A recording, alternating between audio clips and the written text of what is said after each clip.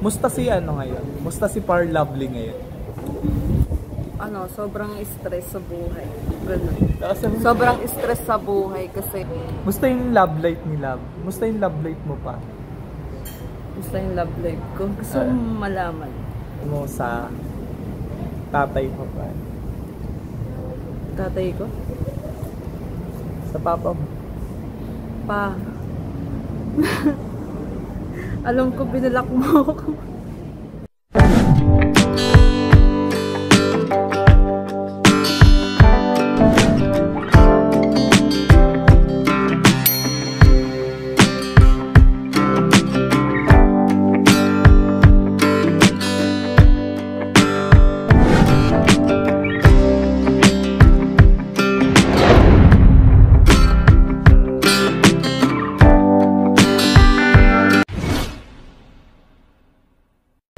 Hi guys! Welcome back to my YouTube channel and True Vlogs! So ayan, for today's video mga ka-aral, napapansin nyo naman guys, saan na kami.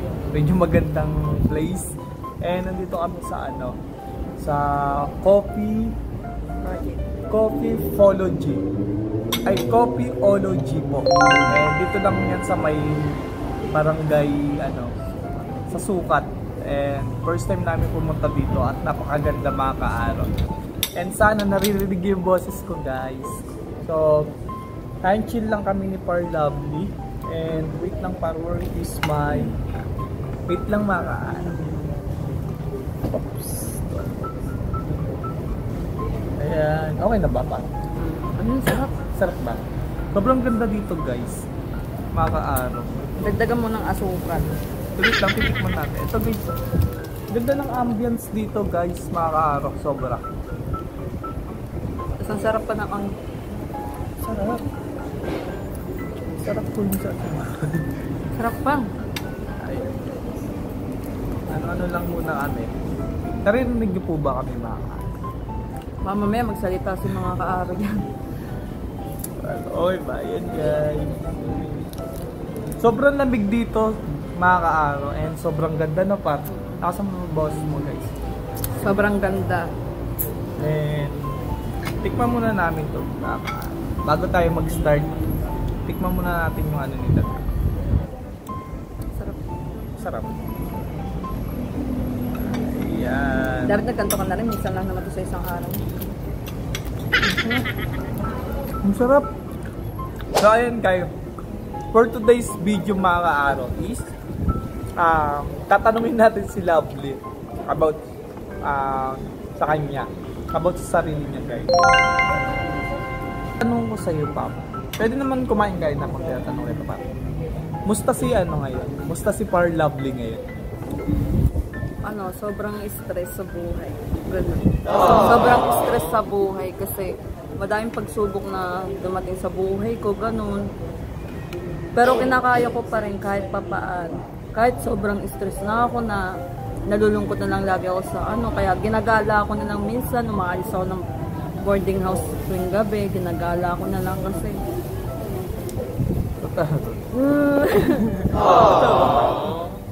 Sige, tuloy mo lang. Ginagala ako lang kasi gawa ng mga... Buti nga nandyan kayo, mga tropa ko. Pag wala ka, may tropa din ako ng mga babae na nag-iintindi sa akin, ganun. Nandyan sila para sa akin, gagastos din sila. Ganun. Pero basta, nakaya ko naman yung problema ko eh. Nasolve ko naman sa awa ng Diyos, hindi ako pinababayaan, ganun. So, ayun. Medyo maano.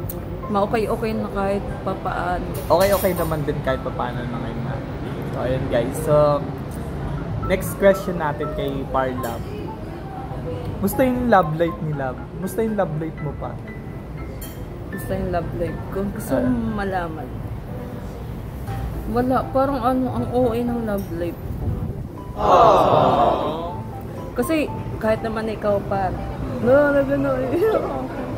Okay lang yan. Kasi kahit naman ikaw gusto mo, kunyari ikaw yung babae, jowa kita. Gusto mo, 'di ba? Ang gusto mo, 'di ba, papakilala kita sa magulang mo. In person, 'di ba? Kahit naman sino ganun gusto eh. 'Di ba? Kaya minsan nag-aaway kami noon. Kasi lagi ayun ang pinag-aawayan namin. Pati siya, sinasabi niya na hindi pa daw siya nakikilala ng family ko, ganyan. Ayun, pinapakita ko naman siya pag nakaka-video ko. Unfair naman yun eh. Huwag mong sayangan yung pagmamahal ko sa'yo. Pag nawala yan, mabilis ka lang pala. Tatanong lang ito. Pero medyo okay naman. Medyo... Okay naman din ngayon. Okay naman din yung love life mo ngayon. So, okay naman. Yun, next guys.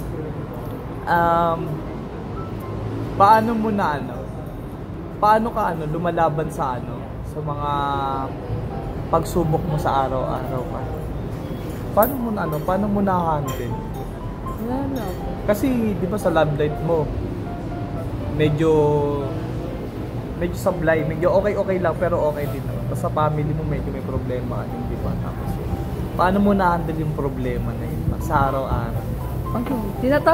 Ako naman talaga, hindi halata minsan sa akin yung problema. Tinatawa ko na lang kasi gawa ng Siyempre, pag inisip mo na naman yan, inisip mo, iiyak ka na naman. Sa tabi, tapos ikaw naman isa, tapos iiyak ka na naman. Siyempre, tinatawa ko na lang kahit sobrang sakit na sobrang sakit na, ang hirap. Yung pinagdaanan ko sa buhay. Sobrang sakit. Okay lang naman kasi tayo. Ang dami. Dumagdag love life, family. Tapos yung sa future ko, ganyan. Sobrang hirap. Ganun. Pero kinakaya mo naman. Kinaya ko naman kahit kala nila binabaliwala ko lang sila. Binibigay ko yung best para anuhin ko sa family ko gano'n. Hindi nila alam mahal na mahal ko kayo. Kung nasan man kayo. Next question. And kung sakaling kung sakaling wala ako tas wala si Tatang, anong maano mo sa sarili mo? Kakayanin mo po ba? Kasi makaroon din sa pag-ano Ito kasi naiiyak ka. Ito kasi medyo nawawala yung problema niya dahil minsan nandito kami. And paano kung wala kami? Siguro aalis na ako dito sa Taguig. Totoo pa? Bakit? Siguro magpo-focus na ako sa work ko sa Laguna. Mag-aano ka? Siyempre, wala naman akong pupuntahan ganun. Tapos, dahil sa inyo, okay lang yun. Dahil sa inyo, siyempre, yung nalaman ko nga na lumayo ka, di ba? Ganyan, tapos pinasa mo sa akin yung boarding house mo. Ang sakit. Di ba? Parang kahit... kasi makakahanap, pinasa ko sa kanya yung boarding ko. Walis ako ng trabaho and pinaka ko mag-stay in sa work ko. And yung boarding ko, inano ko sa kanya. Ayun, hindi ko kaya. Siguro kung maghihiwalay-hiwalay man tayo, magkakaibigan. Siguro...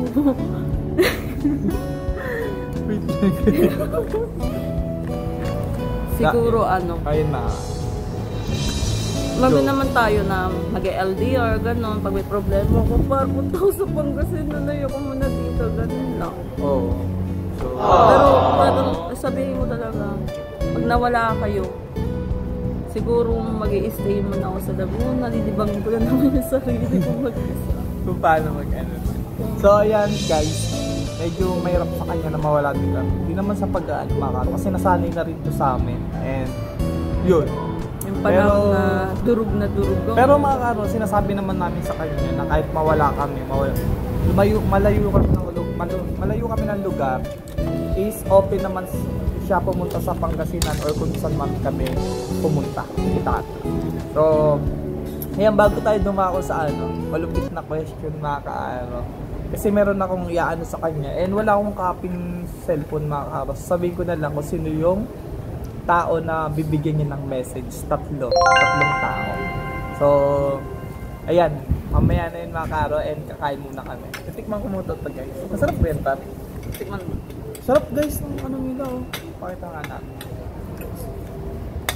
Kahit mahal ang sarap. Sobrang sarap.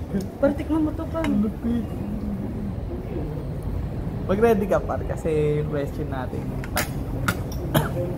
Masarap ba yung par?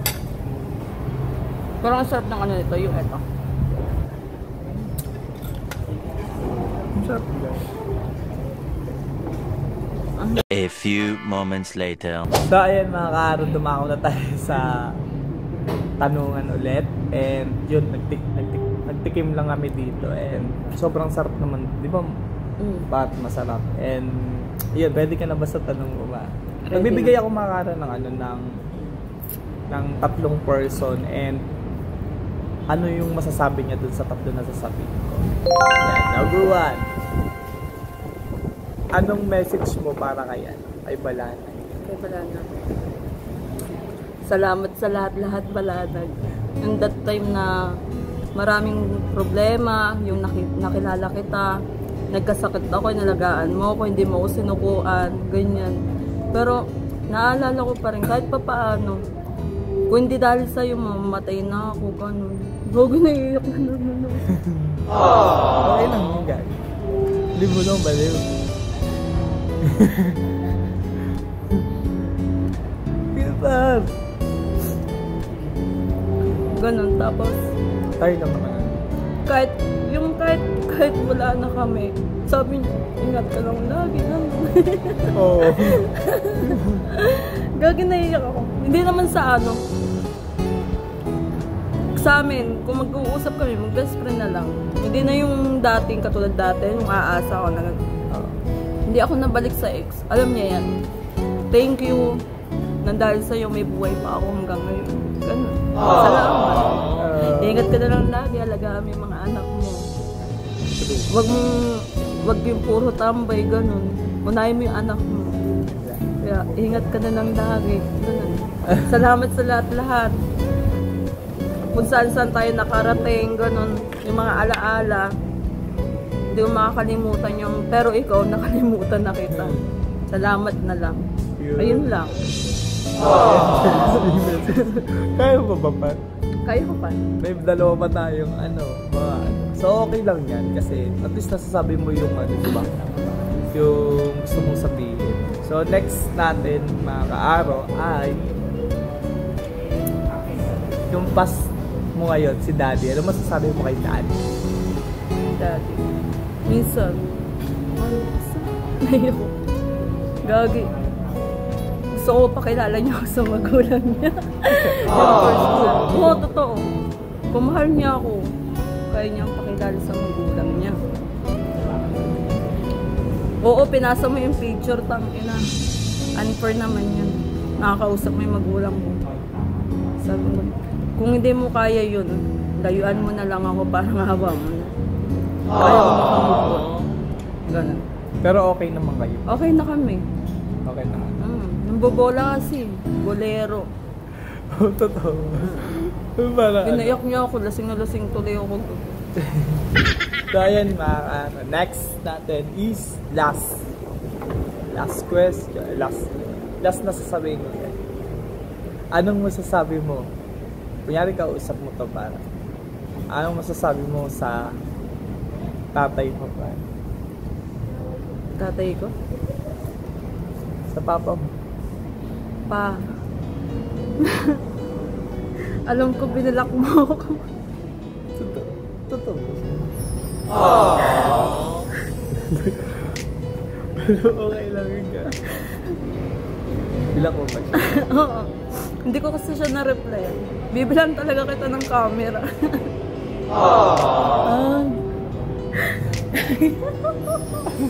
Okay lang. Sabi mo yung gusto ko sabihin. Naka-order na ako.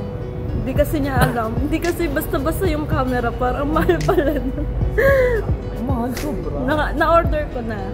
Nakaset na. Nagulat ako. Hindi ko na siya nire-reply. Kasi alam, kilala mo naman ako. Masurprise ako. Ganon. Tapos nagulat na ako. Bilang. Okay lang pa pa. Okay lang. Ano kasi, hindi ko siya nire-replyan. Kasi kasi sa surprise ko nga. Kilala mo ako pag nag-surprise ako. Yung syempre gusto kong magulat siya, ganyan, kung ano-ano.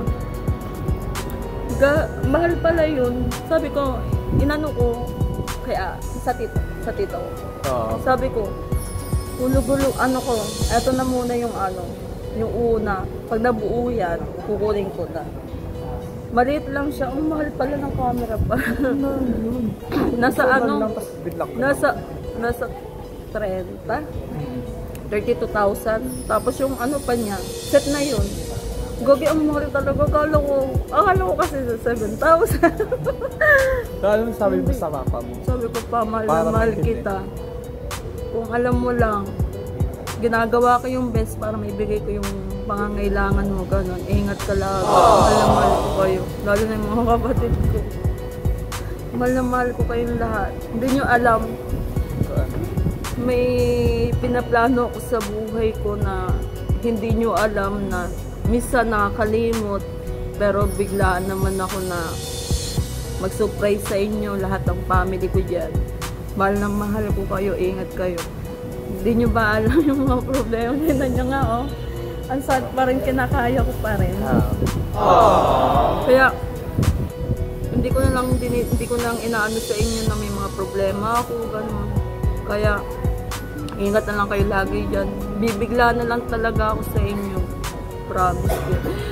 Kaso nung naiyak kaya ako kanina, yung pagtingin ko, pagising ko, nakablock na pala ako kay Papa.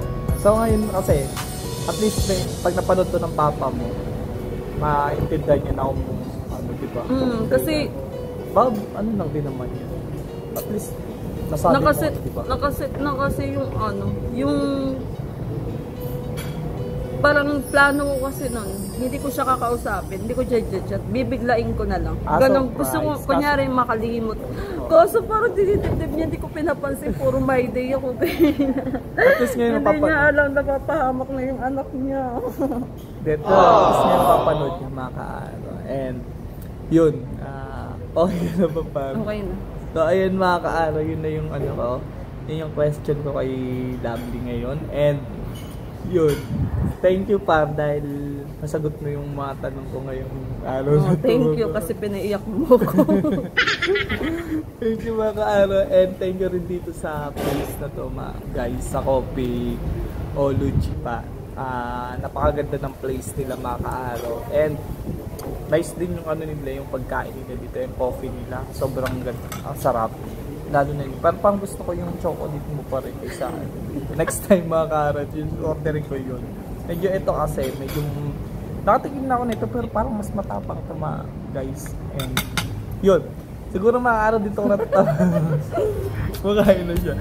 Siguro yung mga araw dito tatapos itong vlogs na to. Maraming salamat and thank you para sa pagsagot mo sa mga tanong ko. And yun, maraming salamat. And bago matapos itong video na to mga kaaraw, don't forget to like this video and share this video and comment down below, and don't forget to subscribe my YouTube channel, Yung Vlogs Araratan. Bye! Thank you, Pat! Welcome.